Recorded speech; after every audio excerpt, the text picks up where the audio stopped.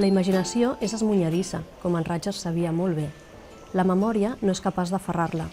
Ja té prou feina per aferrar la realitat, per recordar les persones de carn i ossos que s'han anat.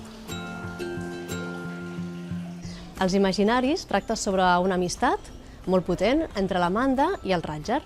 Ells són amics inseparables i viuen mil aventures, sobretot gràcies a la imaginació desbordant de l'Amanda. Però hi ha un petit problema, i és que el Roger no existeix, és l'amic imaginari de l'Amanda. Per ells no serà un impediment per seguir tenint una amistat molt forta, però sí que s'hauran d'enfrontar a un personatge malvat que els hi voldrà fer la vida impossible i també comptaran amb l'ajut d'un gat vell i savi que els ajudarà a conviure entre aquests dos mons, el real i l'imaginat. Els autors són A.F. Harolds i Emily Gravett, tots dos són molt coneguts en el món de la literatura infantil per les seves obres. Les il·lustracions d'aquest llibre ens acompanyen en tota la història i li donen encara més potència.